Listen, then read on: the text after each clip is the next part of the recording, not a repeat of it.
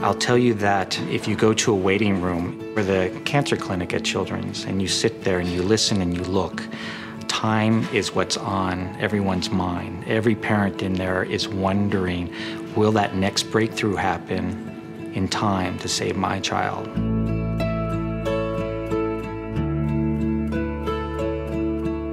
The Bentown Pediatric Cancer Research Foundation incorporated last February. This organization was established in honor of our son Ben, who died of pediatric cancer in December of 2008. I think in the aftermath of what we experienced with Ben, we just wondered, what do we do with this? We had seen so much suffering, not just in Ben's life, but in so many kids' lives. And we felt like we were uniquely equipped, perhaps, to do something about it.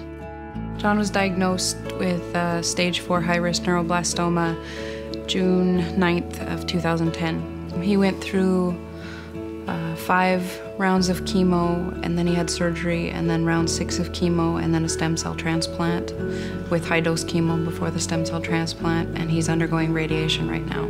Yeah, you just go one day at a time. You don't have a choice. You just got to keep going.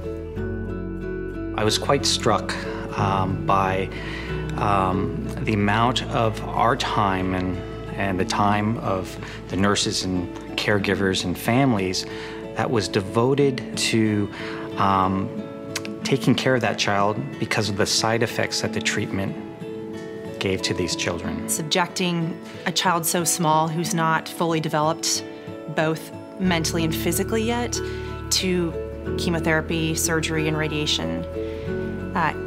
In the wake of trying to save their life via those methods, we damage them. It's not just hair. It's, John, we don't know yet, but he may have to have hearing aids for the rest of his life. The hardest part has been watching him get sick, probably, from the chemo. Listening to him cry and knowing that there was nothing you could do to help him it's very heartbreaking. We had heard of Dr. Jensen while Ben was in treatment, and as we got a chance to meet him, very quickly learned that we shared the same vision and goals. We may be able to cure cancer with no worse side effects than feeling like you have a cold for a couple days. Cancer is the leading cause of death by disease among U.S. children.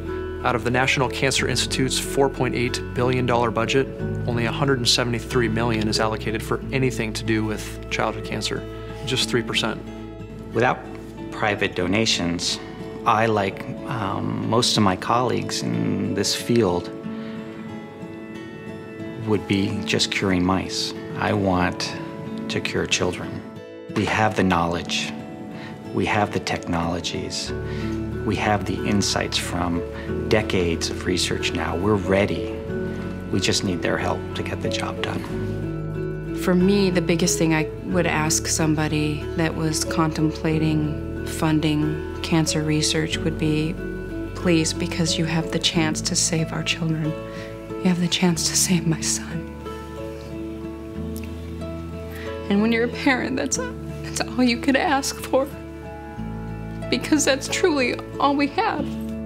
The quality of the medical care that children receive at Seattle Children's Hospital and the depth and breadth of the research community here in Seattle created a perfect situation to be able to come back and apply what I've learned in a very focused way to ideally change the lives of children with cancer. And I think Seattle is the place, and now is the time. Hopefully it'll change the outcome and the reality for a lot of other families, and that's our goal. That's the vision going forward, is a world without childhood cancer. And that perhaps there will be some redemption.